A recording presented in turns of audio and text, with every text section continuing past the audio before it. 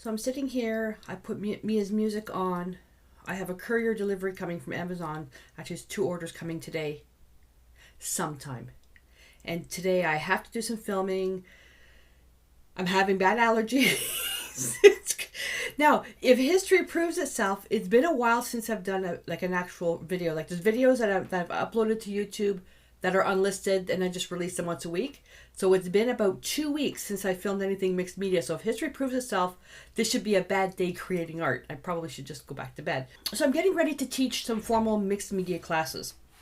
And I'm taking a lot of the feedback that you guys are giving me and my students and in the community, especially in the community, of what they have trouble with. And one of the things is just basically laying stuff out. So what I thought I'd do is I break it down to the most simple things, to do them in little pieces, and then you can build up to doing something on a much larger scale. So on the table, what I have, and I have no idea if I'm going to use all this stuff. I just pulled this stuff out. So I've got my brushes. I've got my fancy number 8 bristle bright. I've got a flat brush, and I've got a dome bristle brush. I've got some paints. So I've got my DecoArt Media Fluid Acrylics, which is great for mixed media because it's fluid and you can really alter the opacity. I've got some interference green. I've got sap green, naphtha red light, yellow oxide, transparent yellow iron oxide, and raw sienna, transparent red iron oxide, burnt umber. Then I've got the white gesso and matte medium. With all the colors here, I know what I'm going for. I want to transform these pieces, which are very neutral, into something with vintage with a hit of color. Now, all these pieces were gifted to me from my friend Cheryl. Thank you, Cheryl. And I thought about taking and what you don't have to have these pieces is basically a substrate, and then just a focal point, which is the bird, and then just some type of texture. And this was just a cutout. So making it on your own, you could cut newspaper out of a magazine and just glue it onto watercolor paper or a piece of the backing of a pad of paper, the cardboard. Instead of a little bird cutout, you could cut this out, just take a shape and just cut it out and then glue a little stone to it, whether or not. And for some type of texture, you can use scrap pieces of paper or corrugated cardboard. I've got lots of videos on that stuff. So what I thought I would do in this one is just do a basic layout using these 3 elements, and I'm going to add color to kind of bring it all together. But what I'm going to do is I'm also posting this video in the community, so the community members, you have to tell me what type of composition this is. You better know. All right, so the first thing I'm going to do is this piece is cardboard. It's just like plain cardboard with a nice bingo print on it. It's got the tearaway edges. I'm going to leave that. I like that. So what I'm going to do is I'm going to take my gesso, and I've got everything on my palette as well. The gesso is basically just to break some of this stuff up. It's just to set some of this stuff back in the distance. So all I'm going to do is just diffuse some of this stuff, not too much. Because it's paper, the paint's going to stick to it without any problems. But I just want to kind of set some of that stuff back. Because when this is painted green, I want to make sure that it sticks. Oh, on white's actually kind of nice. You can use your fingers to put this on. Doesn't matter. I like grunge with some of my stuff. That's why I like going opposites. If you don't have gesso, which you should if you're doing any type of art, gesso is one of the staples, just as important as a paintbrush. You can use titanium white for this. Gesso as well is a lot less expensive than using paint, but it's got tooth in it, so when you put it on, especially on something that's a little bit less porous, it's going to stick to it, but then whatever you put on it will stick to the gesso, so you're not working on anything slick. All right, so dry. While that's drying, let's paint this little guy here. Actually, let me change that up a bit. Let me get a smaller brush. I'm just going to get a small round brush, put it in the water. Let's work with, I'm going to take burnt umber. If you don't have burnt umber, you can use ultramarine blue and burnt sienna. And I'm just going to put this on here, and I'm basically just painting the stems very quickly, very rough. Didn't cover the whole thing. Then I'm going to go into yellow oxide and go on the other side. And anytime I'm painting, I suggest to people use the biggest brush you can stand, but when you're working with detail like this stuff, is you don't always have that flexibility. And the yellow oxide mixed with the burnt umber, all it does is it creates that hit of highlight, and it's opaque. Make sure I get nice and thick there. There we go. And I'll put this one as underneath. I'm gonna go right up into the stems because I'm going to be covering that with green. All right. I don't need that brush. Now what I'm going to do is go in with a slightly larger brush, another little flat brush with sap green, and I'm just going to roughly put that in. You can use your fingers if you want. And I'm using sap green first, and I'll tell you why in a second. Sometimes it helps if you know the opacities of the paint. So when this dries, I'm going to be putting a transparent yellow on, and because it'll be transparent, it's not going to cover up all the green, but it will tint the white. Okay, and then where the brown is, I'll bring the green right over. It's not quite dry yet.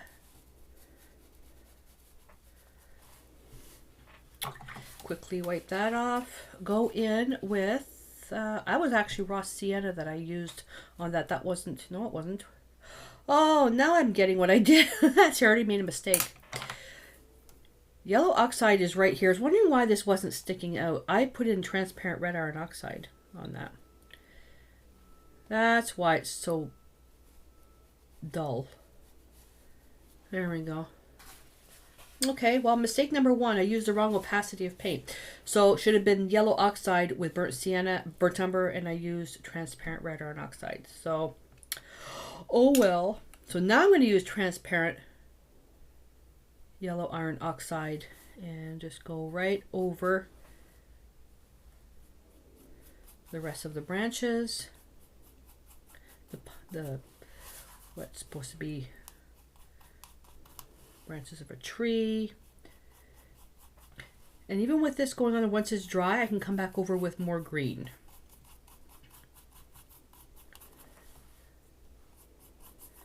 And I am going to do that with a bit more green.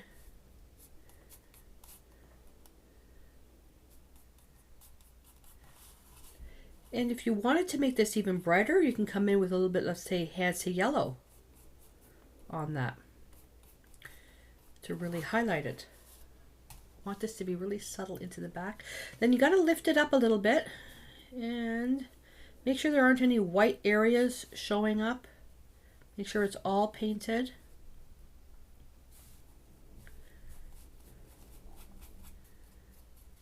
And it's easier painting it.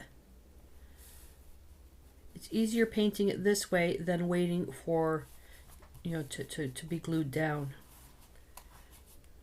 Like that. I'm going to take a little bit of the transparent red iron oxide and just put a little bit on the stems that are leaving the main branches here, just to shadow that a little bit. There we go. Okie dokie. I don't know if I'm going to need the red. Probably not. So let's go over here. So I'm thinking I'm going to put something like that. So see how how it stands out? And the bird, I'm not touching the bird. I think I'm going to leave the bird the way it is, except, actually I'm going to switch to a smaller brush. I'm going to take transparent red iron oxide on my little dome brush. You can use a Q-tip if you want for this. Now watch. All I'm doing is touching the edges, and this is putting a little bit of a shadow underneath, but it's more to put a little bit of definition. I'll do the top as well. I'm being very careful not to overdo it. Just to create a little bit of of definition.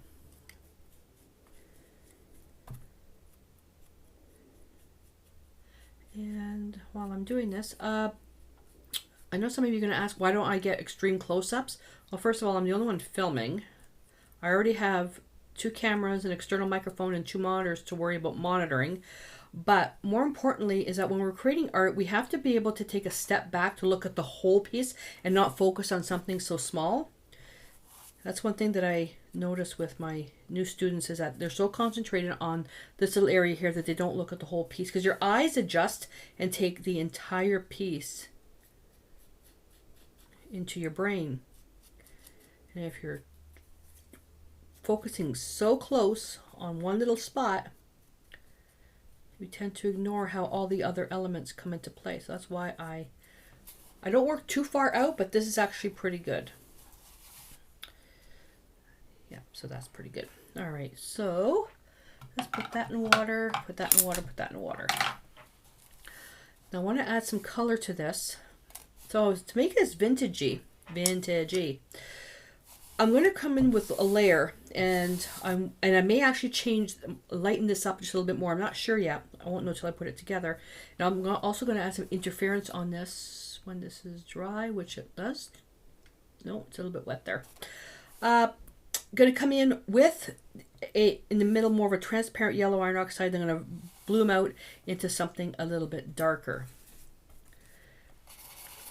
So I'm just going to come in, and I'm going to use circular strokes. You have to make sure your gesso is 100% dry to do this. And don't use expensive brushes when doing this, because this is it's pretty rough on your brushes. And I can come in with something a little bit more opaque with the raw sienna. I don't think we're going to need the raw sienna. I'm going to go right into the transparent red iron oxide from the outside in, and gently overlap the transparent yellow iron oxide. And I'll just keep doing this. As I start running out of paint, I'll focus more in here. It's multiple layers, and you don't want it to have a line going around. So that's why I'm going left, right, diagonal, up and down. Think of it, if you're a girl and you're putting on some foundation, is that this is the actual blending step. You wouldn't be pushing your brushes as hard into your face, or if you're using a sponge.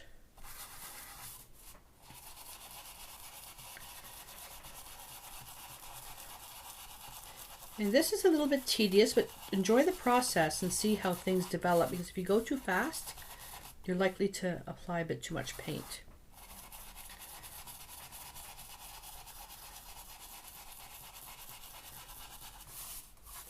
Okay, now see here how we have a line? Let's just break that up a little bit. Whoops, break that up a little bit.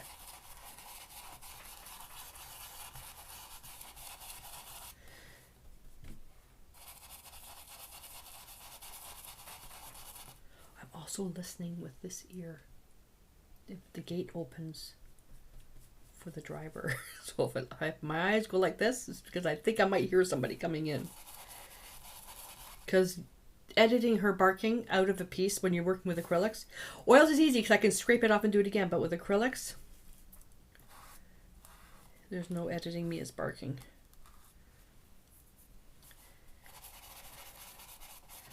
There we go. So nice, kind of like a oblong, a rough oval, oblong. I don't want to clean this brush with water, but I do need to. I'm going to take a little bit of raw sienna now, just a speck, right in here. And the raw sienna, what it's going to do is going to give me a little bit of opacity on some of the areas that I think I'm going to slightly cover. It's also a little bit more orange. I don't like orange. I'm going to go right into burnt umber. Work the edge. Oops, too much paint. I didn't wipe off the excess. This brush is shedding. Now, one thing I I like doing this with paint on camera. What I like doing better is actually burning the edges with a flame. Only when Joe's not here. I have to be supervised. I have to be supervised. Have you guys ever tried burning edges of paper for that effect?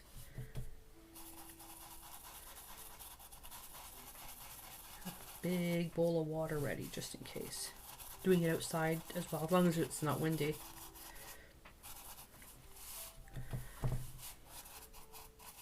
Although this seems like an awful hour, we're 16 minutes into it. It's not. It's not a lot of work. It's just more. See, I put a little bit of too much paint there because I'm talking. Just doing it in small layers. Nice and slow. It's actually not even 16 minutes because I was talking in the beginning. Trying to keep these videos under 15 minutes. This one won't be possible. Sorry. You can always fast forward, but make sure you don't miss anything. There we go. Look how grungy that looks now. You can go to graphicfairy.com to look for printables like this. And you just print them on cardstock. And then you can paint it. So now we have some contrast. So I'm going to put that aside to dry. I'm going to bring this little guy here. And I'm going to take my big flat brush with the interference green. Look at that. And I'm just going to put that over everything. Except the main stem. And it creates a holographic look. Depending on when it's tilted. Interference paints are really nice on a piece that's going to be handled. So if you're creating, let's say, a card or something functional, interference paint's great because people will naturally be handling the piece. Look at that. Isn't that beautiful? No embossing necessary. All right. So I'm going to get my heat gun and I'm going to dry this for a second. Now we're going to put it together. The only color I didn't use was the Naphthol Red Light. I'm not quite sure why I brought that out. I'm wondering if it was for something else. I'll use the brush that had the interference. So I'll have to wash another brush. All right, so now putting it together. And this is where, you know, it takes a little bit of practice. So I'm thinking now what I want to do, and I'm going to come back with a bit more paint, is how to lay this out. We only have these two elements. I'm not bringing in any other elements because I want this to be something so simple that anybody can do it. So what you want to do is you want to kind of position your pieces. Uh-oh. She went to the other room. And just, I'm going to lay stuff out. You know, what looks good? What looks good? So there's all these different little things. And you know, you can, that's actually not bad. That's not bad. The only thing that's challenging with this one here is the bird. When the bird, it looks like your eye is going to be leaving the piece. So, you know, if it was like this piece of the branch acts as an eye stopper, but you have an awful lot of space up here. So we could, you know, we could move it up a little bit. But let's really simplify it. Let's just create something like this. Like that. Okay. And then what we can do is we can use paint to kind of stop the eye from leading out into the piece. So this is more of a fine art technique. But if we work with this, I can take some paint, darken this even more, that will contain the eye. If you didn't have anything here, it was just the yellow and the eye would just naturally lead up. But if you frame it, I'm talking about framing it probably with something like that. And you got to make sure that there's no water in the brush.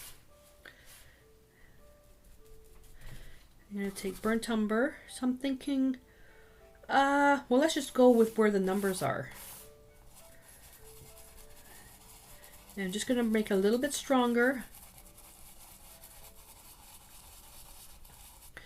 Get a little bit more transparent red iron oxide. Bring that in a little bit more.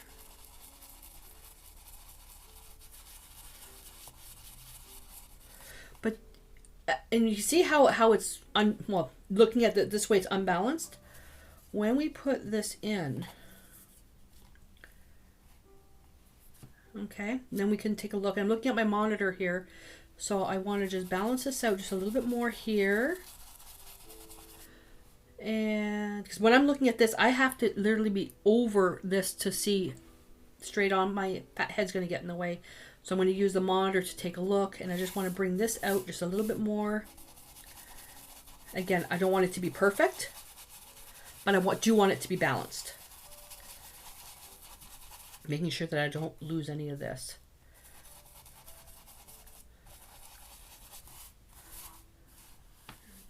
I love that. Love, love, love that. All right, put that in. And I'm going to glue this right now. I don't have to wait. So my composition, what I'm looking for is where the branch is coming. And you can cut, I can cut the branch. I can have it out like this and just cut it or leave it sticking out. That's fine too. And up here. And I'm not going to change the color of the bird because he's the focal point. But I'm looking about something, come on, something like that. So I'm going to get my flat brush with my matte medium. And I'm thinking now I should have used probably the heavy gel medium because that branch is quite textured. So I'm going to put a layer of matte medium over the whole piece, which also acts as a barrier layer. So if I want to put any more color on top of that, it'll work just fine.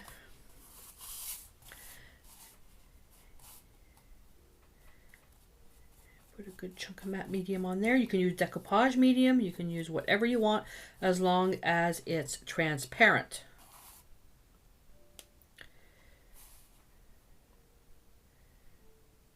And dry fitting is always a good idea as well, so you can fit the piece before you put the glue on.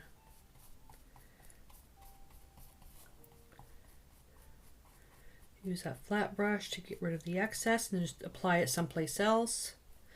Now it's up to you whether you want the pieces to stick up like that. That's completely up to you. Be aware though that doing that, if the piece is going to be handled, that it might get torn off. So just getting rid of the excess.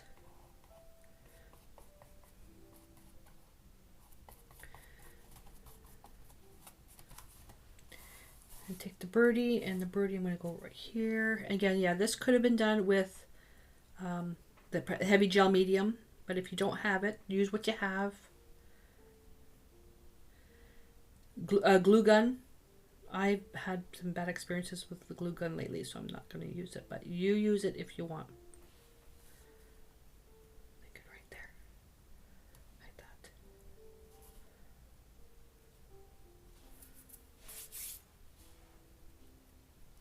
And gently, I like the texture on this. There we go. So that's that. Simple little piece, nothing overly fancy about it.